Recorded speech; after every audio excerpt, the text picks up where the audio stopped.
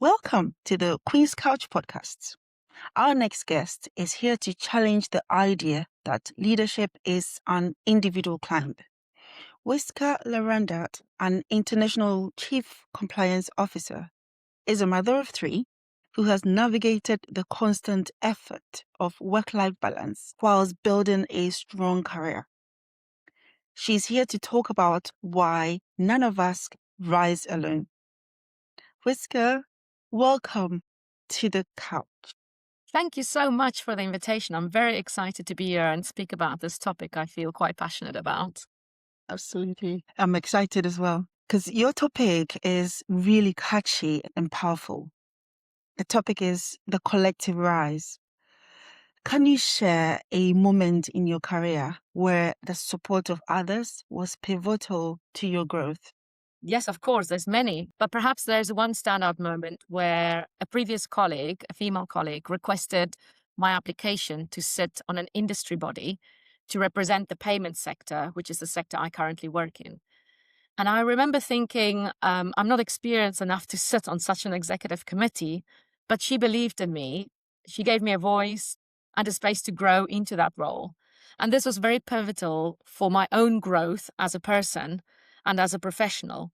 And I've been able to access roundtables and industry events I wouldn't have otherwise. So with inviting me to that, she opened a space for me to grow and believe in myself. And it's a standout moment for me, for sure. I love that. So you mentioned that having opportunities to participate in stretch projects gave you visibility. How important is it for leaders to create those opportunities for others, especially for women juggling career and family? Well, I myself, as you mentioned in the introduction, is a mother of three little ones. However, this isn't only about having children. It's also about having to care for elderly or aging parents, or perhaps siblings with need for additional care. So let's look at it in that context, because women are nurturing beings and those caring responsibilities often falls on us, not always, but often. So when leaders therefore recognize this and intentionally open doors to challenging high visibility work, they're doing far more than assigning tasks to the women in their team. They're actually signaling belief and expressing confidence. That message itself can be actually quite life-changing. By doing that, they're saying, I see your potential and I trust you with something that matters. So for women who are often navigating the dual demands of professional ambition and family responsibilities, and this signals support, it signals guidance, and it signals, I've got you, show me what you can do. It can also help to prioritize tasks at work, focusing your attention rather on the task that makes a difference to the business, adding value. I'm yet to meet a woman that doesn't know how to juggle many responsibilities, but the key trick is to figure out how to prioritize them and when. So when you have a leader at work to help you focus on those projects or responsibilities that moves the needle, supports women to focus their time, effort, and also attention on those tasks while they are at work. And this means they can feel good when they go home, that what they did mattered at work, and therefore it's easier to switch those hats and focus fully on the home responsibilities. Stretch opportunities, that's where confidence grows, personal confidence, and where leadership identities take shape and careers can actually accelerate. But they don't happen by accident. They require leaders in the teams who are willing to look beyond that surface, beyond the schedules and the assumptions and the outdated narratives that used to exist, and recognize the depth and capability of women in their teams. So when leaders create these opportunities thoughtfully, but also intentionally, they help these women step into roles that match their talent and not just their current capacity and capabilities. And I think that's what really matters, because capacity can be supported. It also changes as your responsibilities changes, but talents need to be unleashed. The ripple effect, though, of doing that can be quite enormous. Teams become more innovative, women gain momentum that they deserve, and organizations also profit from it. So offering those stretch opportunities isn't about adding pressure to women that already carry a lot of responsibilities. It's about expanding the possibilities. It's about ensuring that women don't have to choose between being present at home and being powerful at work. With the right support, you can do both. So leaders who understand this don't just shape the careers, they actually shape the cultures of the firms that they're working in. I think that's really important. I couldn't agree with you more. I was just taking notes, when you talk about, with the right support, right, you get the best out of a woman because we're made differently, built differently, we juggle, our brains work differently. So actually, there is a unique strength that we carry that with the right support, you would actually just get the best out of them. Yeah, Yes, exactly. we flourish. And Yeah, it is like you say, we are built differently. We are built yeah, to assess risk. We are built to think forward. We yeah. think about other people's needs. So why don't we do that in our own teams? Why don't we support that? It's not just a woman-man thing, it's just a people No, thing. it's a people thing. Yeah. Because, as mothers as well, we have boys, we have girls, we do that for both. So we should be supporting that same rhetoric at work. I love that. I love everything you're saying. And your key message, one of your key messages is that when one woman steps forward, she creates a space for others to step forward too. How have you seen this play out in your own career or in the teams you've led? Visibility becomes a big turning point. An example I have is I had an analyst in my team a couple of years ago who was very young, was her first job out of university. And she didn't know the sector or even compliance, which is the function I work in. But she was a very hard worker and she was also able and ready to learn. So quickly, by being supported and being allowed to make mistakes, to do those learning, she gained confidence in herself. She earned recognition for her work. And soon she stepped into a manager role. And just like I supported her when she started the role, she began advocating for the next generation of women that came up behind her, because that's the example that was set. And this is how progress happens in any workplace. One woman stepping forward, creating a space, and widening the path for another to follow up.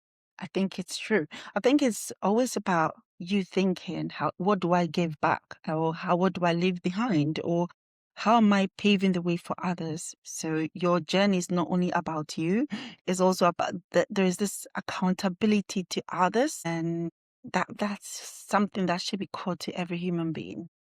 I think it's also accountability to yourself. Like Yeah. I often think when I take a new role, how would I have liked to be welcomed into that? What would I have wanted my boss to do when I took that new position? And that it hasn't always been easy. It hasn't always had that example, but that struggles made me think about, okay, I want to do better than those that came before me, men or women that was in charge.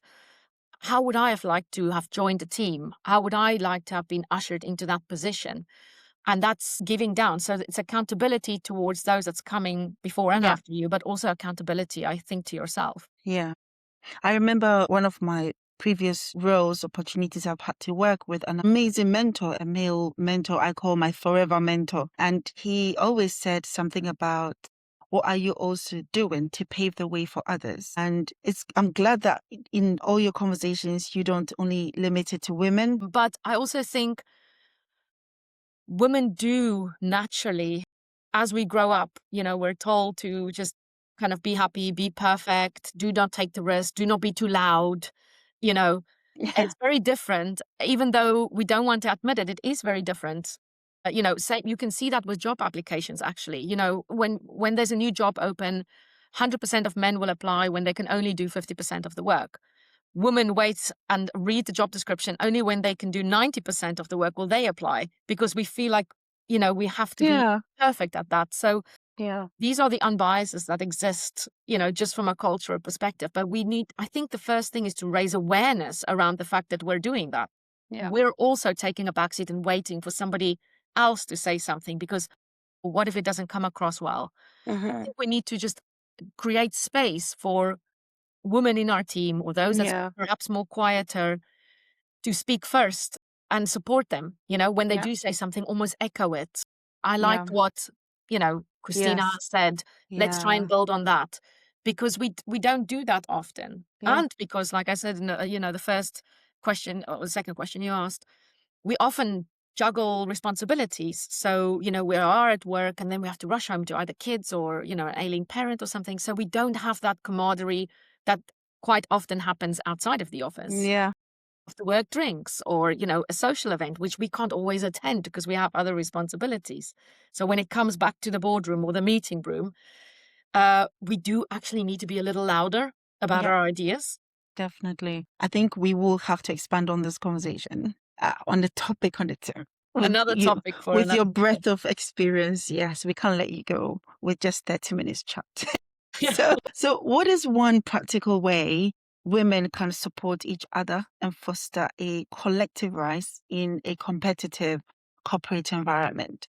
One way. I'm going to share 3 ways. So this will be a long term, but I like threes. Anything in threes, it's kind of Yeah, like short enough to remember. it's But good.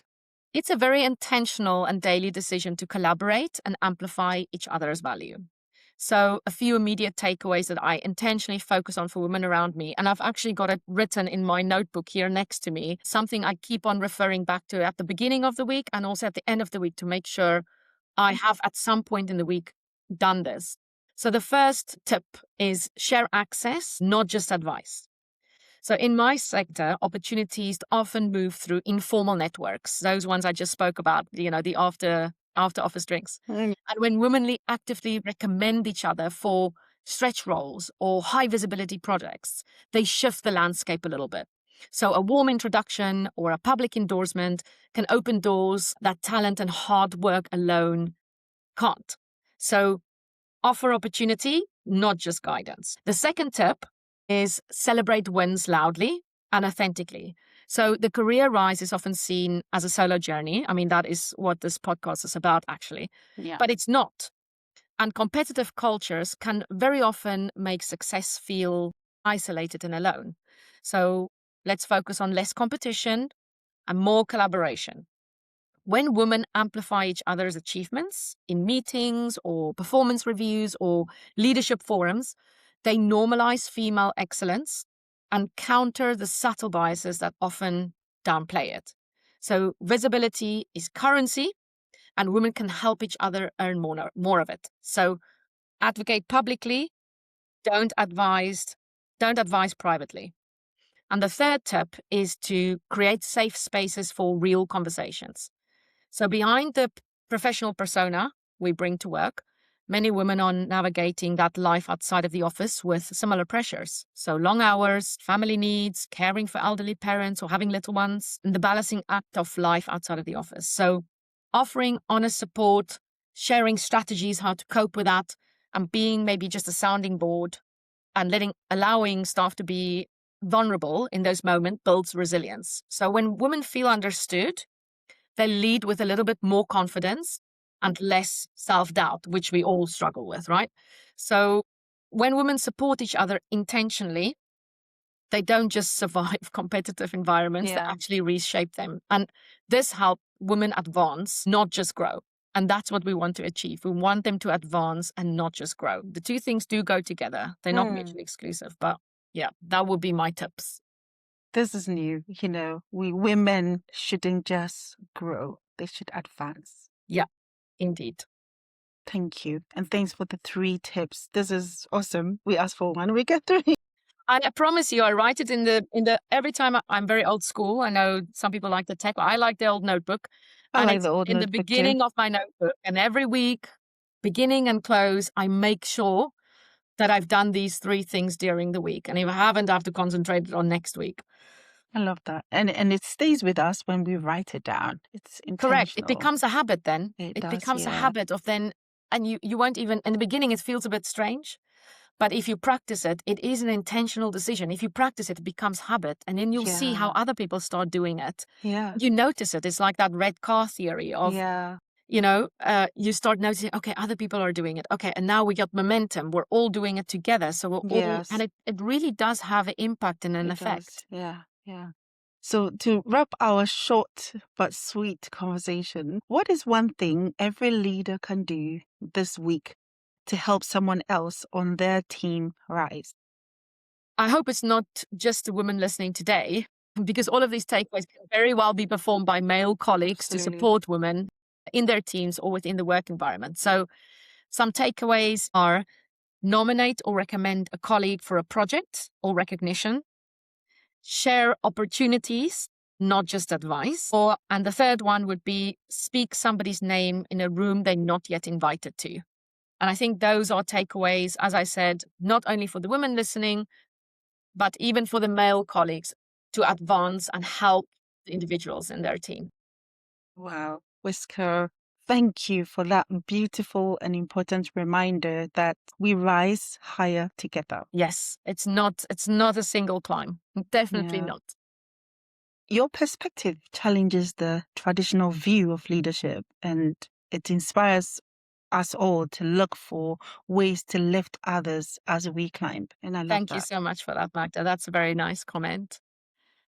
So I would definitely be writing you back. I'd be happy to. Thank you very much for the opportunity.